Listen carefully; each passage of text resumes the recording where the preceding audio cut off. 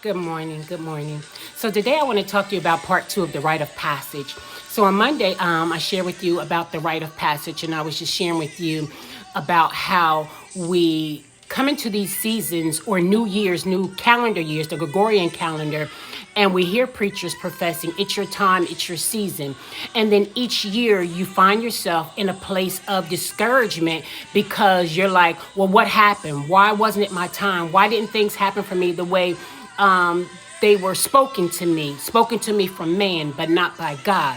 So we talked about the rite of passage. So the first segment was distinctive phase of the rite of passage is the separation.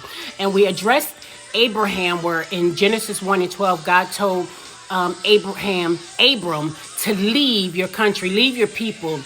He basically was telling him to separate. And those are this is one of the phases that we go through in life when God is maturing and developing us. It's a separation, it's a tearing. He says he'll separate the wheat from the tare, a separation of people, placing the things. So then the second distinctive phase is transformation. Transformation is testing. It is a time of learning. It is a time of growth. It is a time of maturity.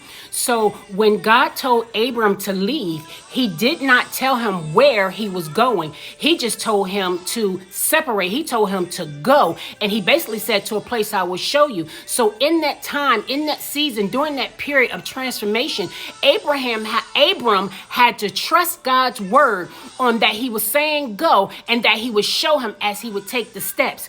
So when we're going through the process, when we're growing through phases of testing, and testings can, we're sitting in a classroom, we're taking tests, we could be stressed because we're not sure of the materials, we're not sure of the information, but we have a sense of, how they taught us in class, check off something so your chances are better if you mark something as opposed to doing nothing. So he's telling you to take the steps that I'm telling you to take, trusting that I have everything already laid out in your path directed for you, because the steps of a good man are ordered by God.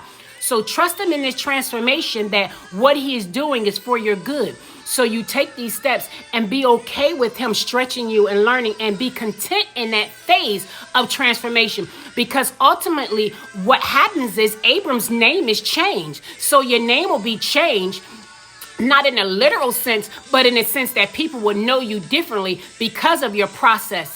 Your process of one, separation, and now being content in this stage of transformation. And I'll be back to share with you part 3 of the distinctive phase of the rite of passage. I pray this word blesses someone. Have a blessed day.